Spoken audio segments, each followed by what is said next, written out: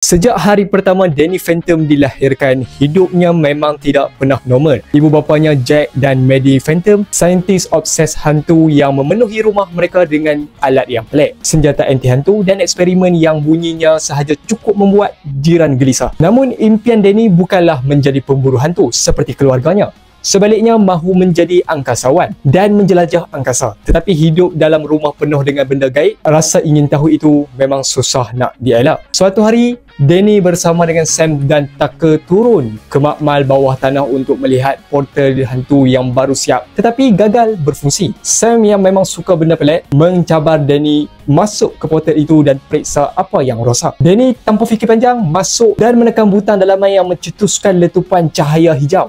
Detik itu mengubah takdirnya selama-lamanya. Letupan itu mencampurkan tenaga hantu dengan DNA manusia Danny, menjadikannya separuh manusia, separuh hantu.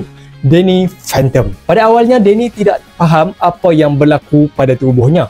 Kuasanya muncul secara rawak dan memalukan. Dia tembus dinding tanpa sengaja, ghost sense aktif waktu tak sesuai, malah pernah hilang tangan ketika sedang bercakap dengan gadis yang dia suka. Keadaan bertambah huru-hara apabila dia rosakkan sekolah, dimarahi guru dan hampir digantung kerana disangka pembuli. Tak lama selepas itu, Danny berdepan hantu pertamanya. Pertarungan itu kekok dan berbahaya, tetapi dengan bantuan Sam dan Tucker, dia mula sedar bahawa kuasa datang dengan tanggungjawab. Namun reputasinya di Amity Park sangat teruk kerana penduduk menyangkanya adalah hantu yang jahat.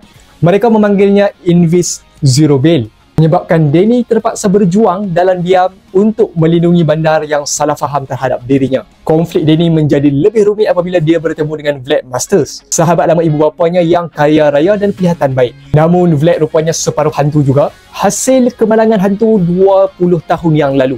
Berbanding Danny, Vlad lebih berpengalaman, lebih licik dan jauh lebih berbahaya.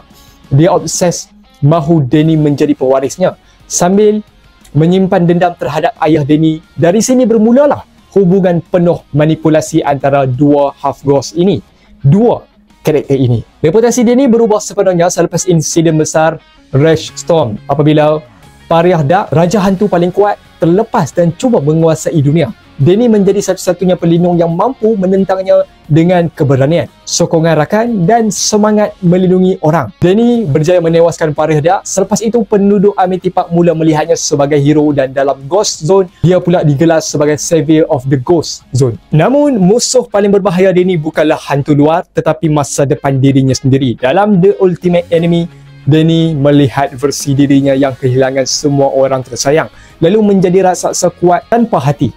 Pertarungan melawan versi masa depan itu membuat Danny sedar bahawa kuasa hanyalah alat, bahawa bahaya sebenar datang daripada emosi yang tidak dikawal. Pengalaman itu mendewasakan Danny Phantom dan menjadikan Danny lebih berhati-hati terhadap dirinya sendiri.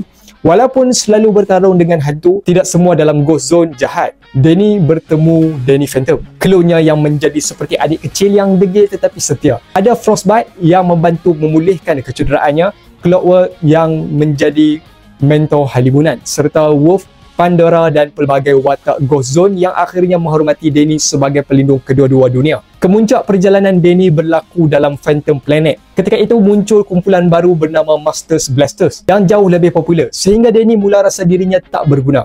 Apabila Sam dan Tucker hampir mati, rasa bersalah membuat Danny mengambil keputusan drastik, menyerahkan kuasa hantunya untuk kembali menjadi manusia biasa. Namun keadaan bertambah buruk apabila dunia diancam asteroid hantu gergasi, This Asteroid. Tanpa kuasa, Danny tak mampu buat apa-apa. Dalam usaha mencari bantuan, Danny kembali ke Ghost Zone, diserang musuh dan letupan tenaga besar menyebabkan kuasa Danny kembali muncul. Kali ini, dia lebih kuat daripada sebelumnya. Dengan bantuan semua hantu yang pernah dia lawan dan selamatkan, Danny akhirnya mengetuai misi mengalihkan asteroid tersebut. Buat pertama kali, manusia dan hantu bekerjasama menyelamatkan dunia. Selepas berjaya, Danny mengambil langkah paling berani, mendedahkan identitinya kepada seluruh dunia. Namun, dia tak dibenci. Dunia menyambutnya sebagai hero yang sejati. Pada akhirnya, Danny Phantom bukan sekadar budak sekolah dengan kuasa yang pelik. Dia ialah pelindung dua dunia.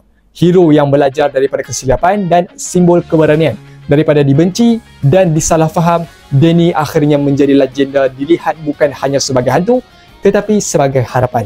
Jadi itulah sedikit review berkenaan tentang Danny Phantom. Jadi untuk korang yang nak tahu tentang karakter-karakter kartun yang lain, kartun-kartun yang lain yang korang nak saya review, boleh komen di ruangan komen. Dan nantikan next video. Dalam